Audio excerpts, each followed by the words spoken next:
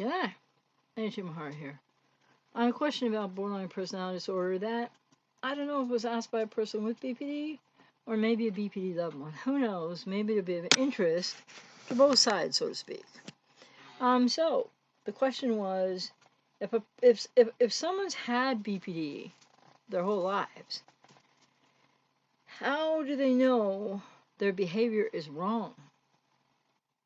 I guess in that sense, that's not a person with BPD. But that's a really good question, because how does a person, Buffy is just an attention hound here, like, seriously, come here, baby. Mwah. How would a person with BPD who's had it all their life know that their behavior is wrong? Well, I guess growing up and with the seeds of it being there for many that are diagnosed later, and not knowing that, and then getting into adolescence, then things get a little more tumultuous in a lot of people's cases, not everybody's. And we can't forget people with quiet BPD who suffer in a very quiet, private, inward, different kind of way. And the thing is, so basically, by the time someone reaches the age of majority, and that may vary from country to country, but by the time someone's 18, 19, 20, 21, in there somewhere, if they get diagnosed, then if they're older, let's say, or whatever age, and they know they've been told or diagnosed with BPD, or maybe they even suspect that they have it themselves, or somebody has said that to them. Well, the answer to the question is essentially awareness, gaining awareness, coming to the understanding for a lot of people with BPD, especially people that are more acting out, that it's not just about whether the behavior is, quote, right, unquote, or wrong, quote, because sometimes people, whether they have BPD or not, can behave abhorrently, right? Abusively, emotionally abusively, can be bullying, can be not so considerate. Just people like, out of all the people in the world, there are people like that, right? So I don't want the emphasis of my question to be on the emphasis perhaps of the question that had in it, if a person has had BPD for their whole life, how would they know their behavior is wrong? Well, their behavior isn't wrong for why it's there. Let me just start with that. Now, why would I say that? Well, because when they were younger, very young, and when they were wounded, which is no excuse for abuse, by the way, when they were young and they were wounded and or victimized and or traumatized, in 75% of cases of those who have been diagnosed with BPD, they had this emotional arrested development that I'm always talking about. This arrested emotional development. Loss of the authentic self, the otherwise burgeoning authentic self. Psychological death of the otherwise burgeoning authentic self. As that's a Melanie Klein, object relation theorist in the 50s and 60s, I believe, or probably prior. A quote of Melanie Klein's. She was an object relations theorist. Yeah, I think I just said that twice, sorry. But the point is, so people with BPD grow up, or who go on to be diagnosed with BPD, grow up in a very overreactionary, or what seems like an overreactionary way. A reactionary, emotionally reactive way. Let me put it that way. And then later in life, or in early adulthood, it's seen by others in relating to them as, and maybe by family, as way overreactive. Like, what is going on here? Just in terms of communication and wow, that wasn't even Buffy's fault, Jake. Sorry about that, guys. Just in terms of communication or interpersonal dynamics and relating, let alone other things that can trigger back people with BPD, until unless they get enough treatment, to what might have been substantial victimization and trauma, unmet needs, which, like I said, for people with BPD in the early stages of infancy or toddlerhood, is experienced in a biological way that leaves memory imprints biologically, not psychologically, as a threat to survival. So there's a big reaction to unmet needs or to trauma at those young ages. So how can a person know who's had BPD all their life, well, as the questioner asked, how their behavior's wrong, or how they're behaving, or how they're affecting others? The answer to that is really twofold. And it sounds, it's oversimplified in the sense of the way I'm putting it here, but they need to be able to take in some feedback from others around them, the environment, their experience. And of course, that's difficult for many for a time, or some for a lifetime, maybe, but everyone with BPD is different. So it's about, sorry about that, whether or not they start to gain enough self awareness to know that they're having some troubles and that they're not sure who they are, and that they find out what that really means as opposed to how it's pathologized by psychiatry, if in fact they meet the criteria for this BPD diagnosis, which really needs to be changed, renamed, and just totally thought of in a different way.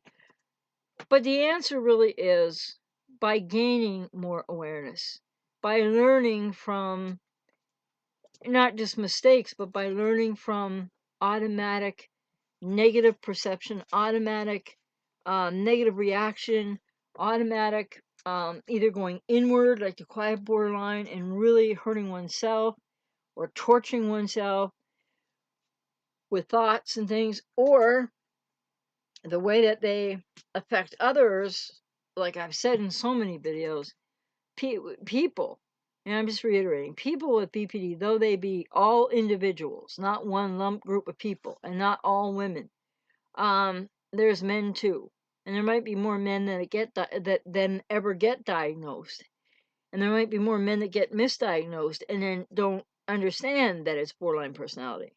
But the thing is, so building awareness and being able to, at some point or other, realize that something is going on inside of them. And that's usually what it takes, or maybe a loss of a person in their life, who walks away, who goes no contact, that leaves them with the bottom again. Nobody in between them and the bottom, nobody trying to rescue them. So how can a person with BPD who's had it all their life know when their behavior is wrong, as the questioner asked, or more to the point, know when they are hurting others or how they're affecting others, and then how to change that? And of course, when that gets changed, which can happen in therapy, so that's the second answer, obviously. The second part of my answer is people with BPD need therapy to be able to have, hopefully, a safe place to look at the human woundedness of what this really means versus what everybody's screaming about online in some areas and blaming about and calling monstrous and all wrong. Well, it's really about reconciling past young arrested emotional development, the working on that, the getting through that, to be able to understand, and through the process of recovery, how one with BP is affecting others and what that behavior looks like and why it is, I would use the word, inappropriate. And yes, sometimes it's abusive, and there's no excuse for abuse.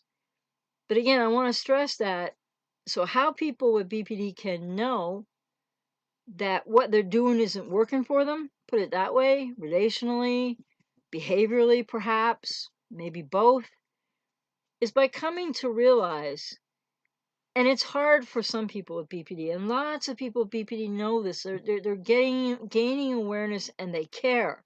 But then the change process and the recovery process, it's not simple. It's not a straight line, and it doesn't happen in like that. It takes time.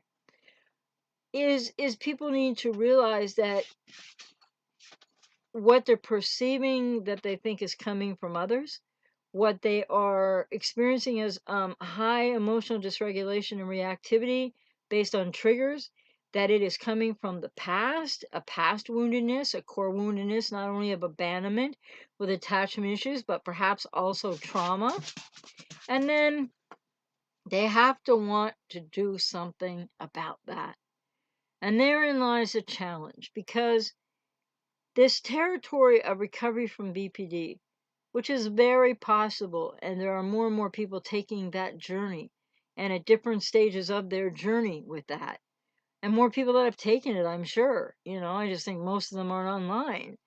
The point is, it's really about first starting to look a little bit inward, dealing with the fact that that's going to raise some pain right away that feels very scary to people with BPD, and then seeking help so that there's a safe place to uncover and discover why one has, what are the triggers that one with BPD has, what are the triggers, why are they triggers, what do triggers mean, what happens when one is triggered, how does one, Jake, come on, how does one then start to change what were initially and what remain until addressed in therapy. How does one begin to change these automatic, protective, maladaptive defense mechanisms that are all about survival? When one is still triggered back to that original, perhaps still subconscious, unknown pain and trauma of something that really happened in the past that people with BPD didn't ask for.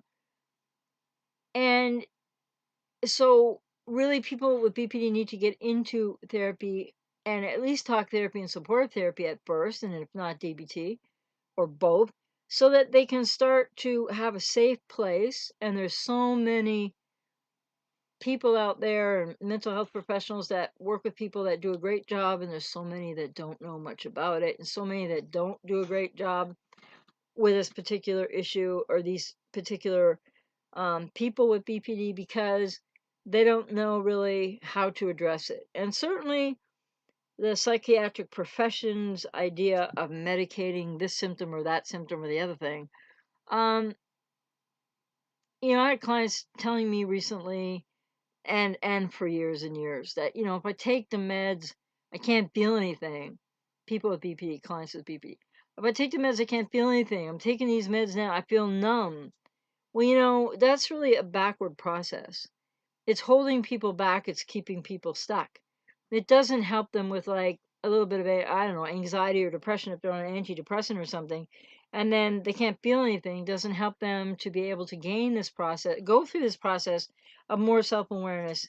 And unfortunately, what does lie ahead for each person with BPD who hasn't yet begun the process of recovery is this need for self-awareness that unfortunately brings with it, for people with BPD, so much pain that re-enlivens the trigger back to what Melanie Klein called, an object relations theorist call, and I experienced in my own life, the anxiety of the death instinct.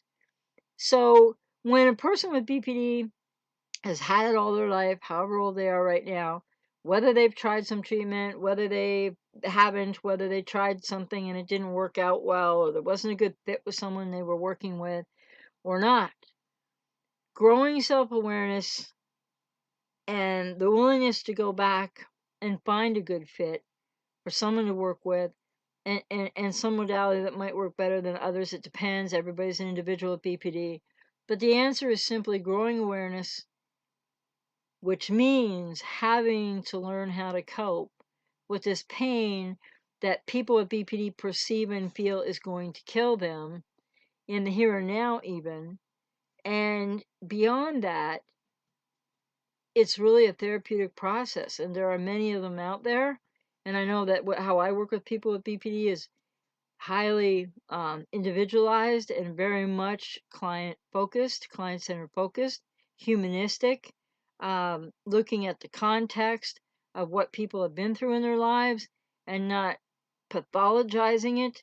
And so the answer really is a self-awareness that needs to grow, maybe listening to the feedback of some others at times, which is hard for people with BPD because they're always protecting, denying, pushing, blaming. And that's all defense mechanism, and it's all now maladaptive to their age and stage in life. And but it was what helped them survive in their initial very young years. So people with BPD can very well become very aware of what is happening with them, what their fears are, that there is this pain that they don't know what to do with, that can drive them off in a lot of different directions. Some, everybody's an individual, and to learn more about how they affect others.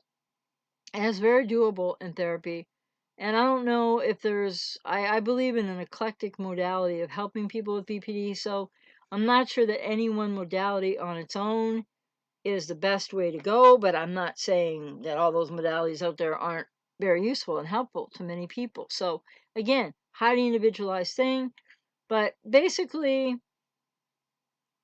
people with BPD do have at points, if not in a consistent way, some sense, many do, maybe not all, some sense that something isn't working, some sense that something really hurts, and some sense of how some people have responded to them, whether they admit it or not. Because I know a lot of clients have told me that, know that from my own personal past life experience. And so Jake, there's nothing going on. He's there by himself. The thing is, so people with BPD, not just to learn if their behavior is quote right or quote right wrong. That's too simplistic. But to understand how they affect others, to understand why others are reacting to them the way they are, which triggers them, and what all those triggers are about, and how they can really learn to change and to grow and come to know who they are and know their authentic selves for the first time and find their welcome way home to self, is really by becoming aware enough that they really need therapy and that therapy really works and that different modalities can really work and that neuroplasticity is absolutely a reality and that new thoughts create new neural pathways in the brain that cause neurons and the synapses and all that communication to go on in the brain in different ways, so that old worn out neural pathways of negativity and automatic triggered reactions are really changed. So there's every hope in the world for people with BPD who've had it all their lives, to whatever age they are right now. If they haven't engaged in therapy yet, if they find the pain too overwhelming, perhaps they might be addicted to drugs in some cases. They might be drinking in other cases, or they might be taking psychiatric medication, which in a lot of cases, all these things interfere. Or they might have somebody trying to rescue them. They might have somebody making excuses for them. They might have somebody getting in between them and their bottom, so to speak, where they can really truly learn. Many, many, many do, even if there are some that don't, can truly learn from experience that they're not just being reabandoned, but that there's something they need to know about how they're affecting others. So, and I don't mean to minimize the effect on others, but that's my answer to the question. It is very doable. It is very possible. And again, I just want to say, I'm not an apologist. I don't make excuses for abuse. The borderline personality disorder is highly a dissociative disorder. It is caused by trauma in at least 75% of cases in very young childhood. That could be sexual abuse, that could be physical abuse, emotional abuse, neglect, not bonding, trauma bonding with a parent or parents, often having a cluster B mother or a cluster B parents. So the bottom line is people with BPD don't ask for this. It's a woundedness, and it's time that we look at the fact that what's the difference between borderline personality and complex post traumatic stress disorder? Because essentially, there isn't one.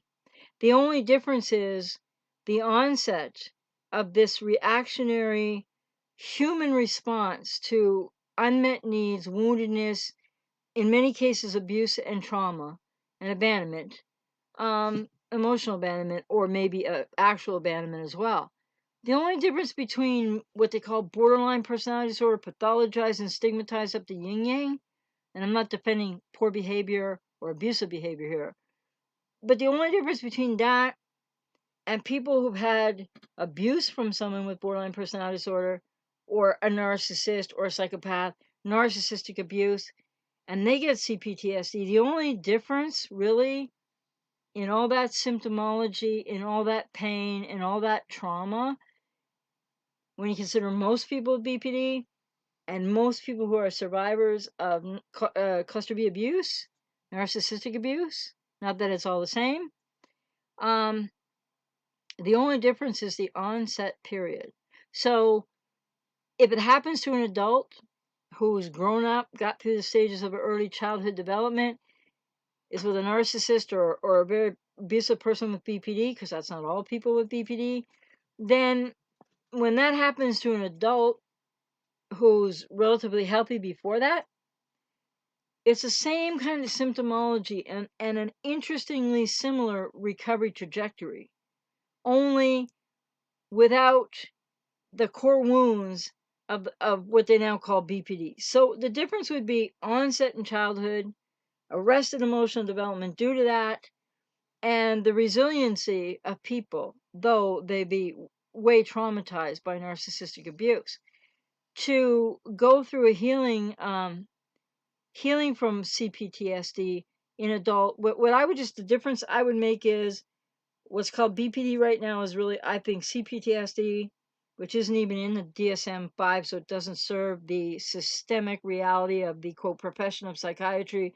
and therefore, essentially, it's child onset versus adult, and there's a difference, because I'm not trying to say that survivors of borderline or narcissistic or psychopathic abuse are who are diagnosed with CPTSD are borderline. I'm not saying that. So there are some notable differences, but essentially, it's time that we take these three letters for what they stand for out of Axis 2, out of the DSM, out of the control of psychiatry, put it in a humanistic context, with very rare exception. When there's comorbidity, when there's maybe something happening in way less people with BPD than most, okay, and everyone's an individual with that as well. They're pathologizing human traits because it's human traits that form the basis of this diagnosis that's a garbage catch-all dumping ground of a diagnosis. So, yeah, I'm going to go boldly where I've been trying not to actually boldly go. But yeah, so borderline personality is really complex post-traumatic stress disorder, and nobody who has borderline personality disorder asked for it. But now they must take responsibility when they reach adulthood to find their way to this awareness, to understand what that pain is and why it's so scary, and then to go and get therapy and help to be able to go through the healing and recovery process.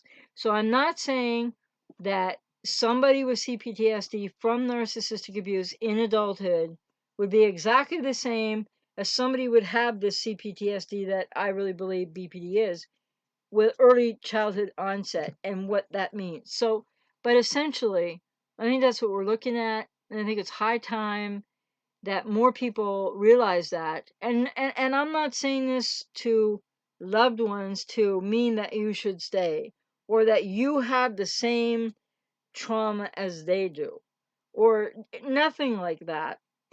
But just to understand that these people can learn, can change, can heal, can recover, and that many choose this path and make great change. And if they don't get all the way to recover, they do create lives worth living, meaningful relationships, etc. Many don't. But the bottom line is, it's really time to do away with this nonsense, misogynistic on the systemic part of psychiatry, because I'm not accusing every psychiatrist of being a misogynist.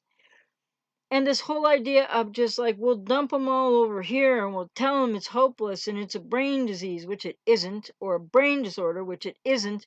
And then we'll just give them all these pills, which only just get in the way of recovery. So who's trying to serve whom here with this stuff? And the bottom line is BPD behavior, where it comes from, what it really is, age regressed and triggered emotional dysregulation back to trauma or abandonment wounds, is not, quote, wrong, but in the here and now, it's inappropriate and it's not age appropriate. And it's important to make those delineations and distinctions. And so I hope people could hear what I said here without judging it too harshly or too quickly. Maybe think about it, because I'm not saying the people that are narcissistically abused are the same as people who might be more appropriately also diagnosed with CPTSD rather than this BPD, pathologized, stigmatized, whatever. There would be a difference between childhood onset and being diagnosed with it as a result of having been an averagely mentally healthy person who then gets really traumatized in adulthood by someone with a, well, cluster B. But they're not all the same. So I'm just trying to watch my words more carefully these days, because, well, maybe some people think, I'm missing the boat, but the boat that's afloat by the systemic, not only misogyny, but the systemic pushing of medication, can I put it that way, at clients, when it is known that there is, like in Britain, I can't find the website again, but I saw it, a video, and in this video, professional video, well done, it said right there what I know to be so true as somebody who recovered from this 25 years ago. There is no efficacy or known benefits. There's no, oh, I know what they said. Psychiatric medication is counterindicated for the treatment of borderline personality disorder, which I'm now saying, coming out and saying, I don't think I'm the first or anything, I'm just saying it's a bold statement to make, but it's time that, it needs to be reevaluated, and probably the profession, in quotes, of psychiatry won't ever do it because it's a moneymaker. And hey, we live in a world of, money is the root of everything for too many things that should have nothing to do with that. So anyway, um, yeah, I think it's really important to reframe this whole thing. And psychiatric medications are counterindicated for the treatment of borderline personality disorder. And I'll say it again: somebody who's been there and recovered 25 years ago, or a little bit more, wasn't totally recovered, but a little bit more. But I can go back almost 30 years now to where I was really changed, really different. Um, Point being, I never took any psychiatric medication. And I think it only gets in the way. And I know that that's really unpopular for a lot of people. And that doesn't mean I didn't go through panic and anxiety attacks and maybe some low grade depression and a whole bunch of up and down emotions and moods. But I didn't want the medication. And of course, when I was in recovery in the 70s and 80s, um, it was even more archaic, but it was probably safer to some degree than what they keep on developing now. And so, for those of you who may still doubt that psychiatric medication is more often more harmful than it's worth, or more harmful than it is helpful, I'm not saying every single time with every single person, nor am I giving anybody advice on that. You have to talk to a doctor, or unfortunately, in some cases, a psychiatrist. And some psychiatrists are really great with that, but too many are inculcated into the profession's ideology that this is the way we do it. And so the point is that, if you doubt what I'm saying, I hope you'll read the book Anatomy of an Epidemic by Dr. Robert Whitaker, or Google Dr. John Breeding, Google Dr. Peter Breggin. I have seen, I haven't had a chance to watch yet, one of his videos, Dr. Peter Breggin, where it says psychiatric medication is more dangerous than you think, or than they thought, or both, actually. And so, again, I will just close this by saying, or summarize or finish by saying, borderline personality disorder, so called, wrongly placed, overly pathologized, and stigmatized, um, with no excuses made for abusive or really inappropriate behavior, is a hole in the soul. And there's never going to be any human being that creates a pill that's going to fill that hole in the soul. It's a process of self discovery, it's a process of growing awareness, it's a process of trial and error. It is very painful and it hurts like hell to be able to discern what one has been going through and what is happening. But there is so much hope for anyone who wants to go and get treatment to be able to journey through all that I just mentioned and learn how to find your way home to the self that those with BPD, many right now don't know who that is, or what their identity is, or what they like, or who they like, or what they don't like, or what they want to do, or what they don't want to do. And it's so important that people, I know a lot of people get hurt by people, a lot of people with BPD, not all.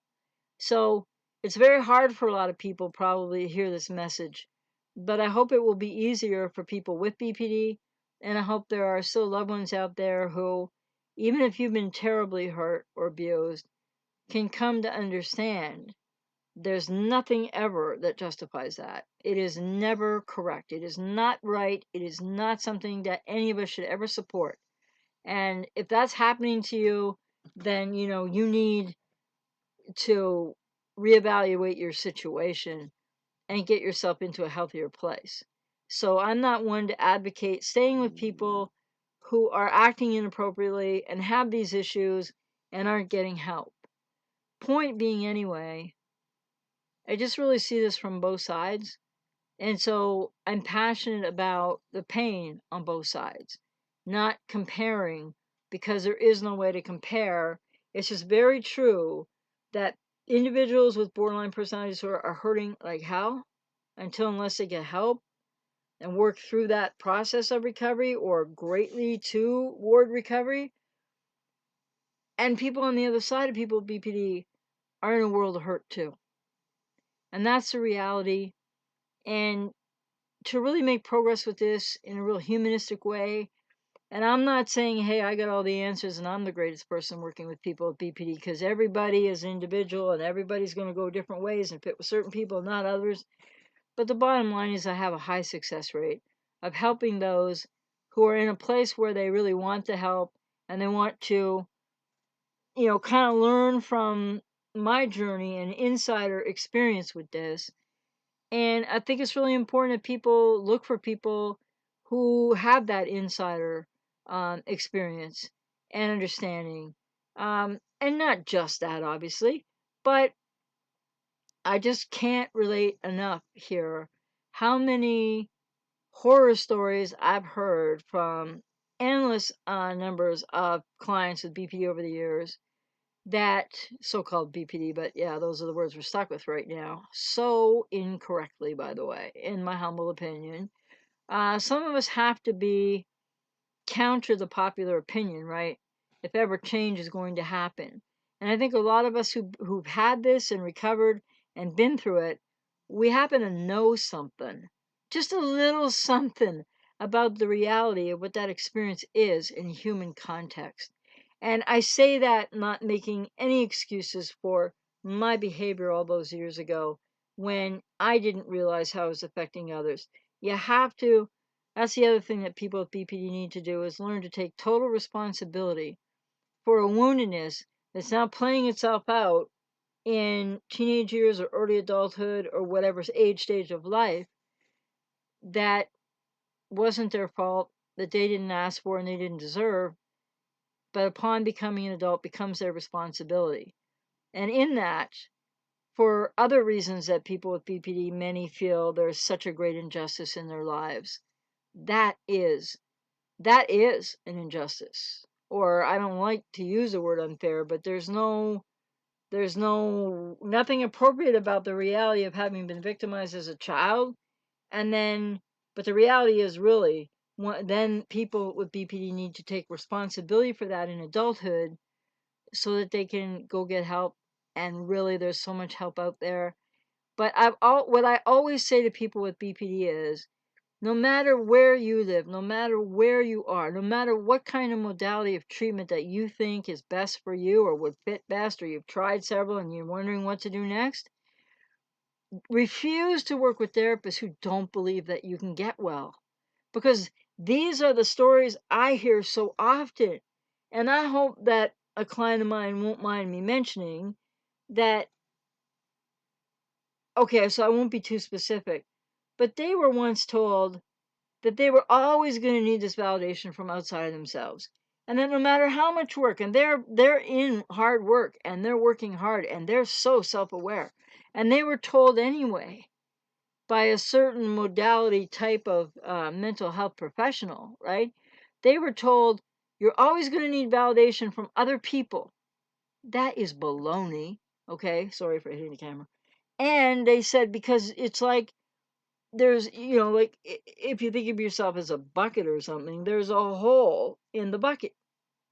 Well, if we think about that for a moment with people with BPD who are on the recovery journey, doing the hard work, going through a lot of the agony and pain, and really getting in touch and learning how to cope with that and growing, well, they're working on closing the hole in the bucket, and it can be closed.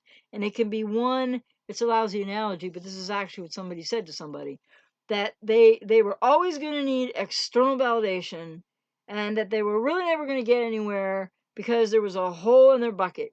And that's not what I'm talking about, the hole in the soul. But the point is, wherever there might be a hole that one could say in this analogy of what this professional said to somebody, which is unconscionable, really, is the fact that the recovery process addresses that. And people don't stay the same, and people can change with BPD because it's really CPTSD. And it really isn't the way psychiatry is defining it. And they're searching all over the place, all this brains. And I think if you've watched my videos before. And if this is the first video you've ever seen and you're like, what's up with this one? Check out some more videos, and not just, of mine, and look at sources like Dr. Peter Breggin, Dr. John Breeding. Read Anatomy of an Epidemic, and look for more of the insight that other people, if they're online, who recovered from BPD have to share as well. So for people with BPD, I'm going to just repeat this once more, and I'm going to close. It's probably like longer than it should be. Make sure that when you do decide, or if you're in therapy now, and the therapist you're working with, or the program you're in, or whatever the modality is, if they don't believe that you can get well and recover, you're not working with the right people. And secondly, DBT therapy is pioneering, very important, amazing work by Dr. Marshall Linehan. But it is not the whole process of recovery from borderline personality disorder. And that there too is a very, sorry for the grammar, but that there too is a very unpopular statement to make. And yet I'm hearing more and more of that from clients who've been through once, twice, three times DBT, and not that they haven't made lots of improvement and lots of growth and gained lots of self-awareness in their lives, but there's still something deeper. There's still something they know they still need to know more about. So DBT therapy was never designed as the cure-all. It was, I mean, so that's all I'll say about that right now. But anyway, I hope that answered that question. And of course, I wanted to reframe the question, because anybody's capable of what somebody else might judge as wrong behavior, not just people with this so-called BPD. And you know what I mean by that? I mean, there's a human context to it. And it's time that more people, I think there are other people in mental health who have the same kind of philosophy and understanding that I do, but there's way too many who don't. And they stick to the cookie cutter model of this pathologized, stigmatized, dehumanizing, catch all diagnosis with a meaningless name. It's all very meaningless. But it is very real, the human pain and suffering, and how children are not, needs aren't met, they're not able to go through the early stages of childhood development without emotional rest. They don't ask for this kind of agony. And then, yeah, many people with BPD will act in many ways that they are not aware of that hurt others in untold measure. So, anyway, seeking awareness, learning to reflect, not being terrified by terrifying pain. So, learning to do something about that. The second you start to have awareness if you have BPD, pain is going to kick in, and then fear is going to kick in, and shame is going to kick in.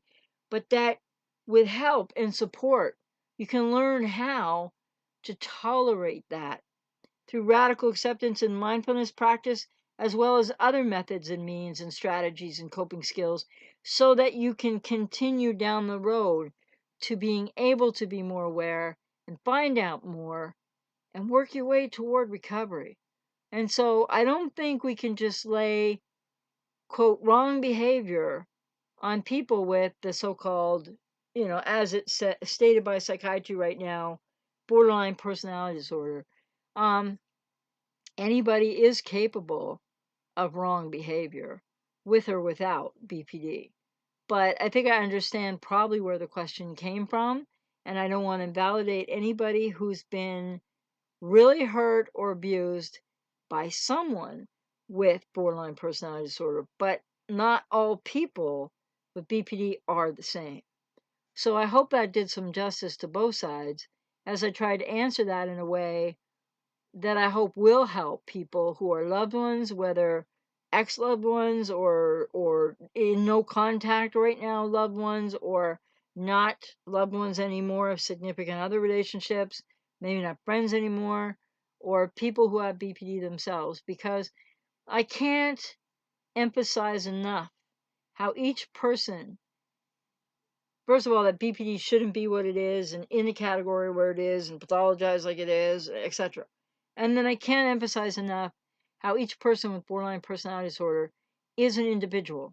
And this is not one, there are some core aspects, but there is not one manifesting pattern that, like online it looks like because one person or a million people, it's not just one, but person after person will say, well, this person with BPD did this to me. Therefore, all people who've been hurt by those with someone, one person or two or three in their lives, maybe, or family members, been hurt by someone with BPD, then think, well, nah, they're all like this, they're all like that. And I guess maybe I'll say one more radical little thing here that's very true. Not all averagely mentally healthy people who do not have BPD doesn't mean you don't have maybe some issues, some things you need to take care of. Now, that doesn't mean that has anything to do with if you're being abused by someone. No, it doesn't. And no, nobody deserves that. Neither did the people who are now diagnosed or diagnosable with BPD. They didn't do anything to deserve what befell them either. Now, I'm not saying that when somebody goes on so subconsciously and so dissociatively, more often than not, to abuse and traumatize another human being, someone who loved and cared about them, I'm not saying that's okay at all, and I'm not minimizing that at all. So I hope this is a video that maybe, in some way, can speak to both sides, because it's important that we build a bridge here. And maybe I'm some kumbaya person in some people's eyes, but I would rather be forwarding that and something that I know from the inside out than all the hate that's being perpetrated out there and put out there. And sometimes, that's people's woundedness wounding back. But the point is, it helps no one. It heals no one. It doesn't heal the person who's been affected by having been abused by a person with borderline personality. It doesn't help the person with borderline personality. It doesn't help anybody heal. It just leaves everybody hurt and very wounded. And so there needs to be a bridge built here. And that's what I'm talking about. And that's what I'm often espousing, and not minimizing what loved ones go through at all, or that you need to take care of yourself. In fact, I'm a big advocate of that too. So I sit in the middle of impossibility with a lot of my messages, but I hope they're meaningful, and I hope when people are ready to hear them on either side, having BPD or having been with someone or being hurt or a family member, not knowing how you can cope anymore, and maybe really needing to go no contact from that one person in your life or whatever with BPD. So I hope this message can be heard by both sides as I'm trying to come from the middle of an impossible place, in essence, and continue to forward what I think is the best way forward for all taking responsibility and for all working on themselves. And I'm not saying that each side is exactly the same or anything, but people with BPD getting to people who believe in their ability to recover, to be treated, to be helped, to be led down that path and supported down that path, and given tools and skills and strategy to make it down that recovery path and to those changes in their lives. And that loved ones need to know that there's nothing in the books out there that say, well, if you do this or you do that, you know this is how you should, in essence, tolerate or be able to go forward with this person who won't get treatment because like if you can't validate them, just don't invalidate them. What? No, I'm not an advocate of anyone staying in a situation where they're being abused and somebody isn't recognizing that or seeking help or stopping that. So there. It's about as much as I could say in one video that I hope will reach both sides. Now I just got to come up with a title. Take care.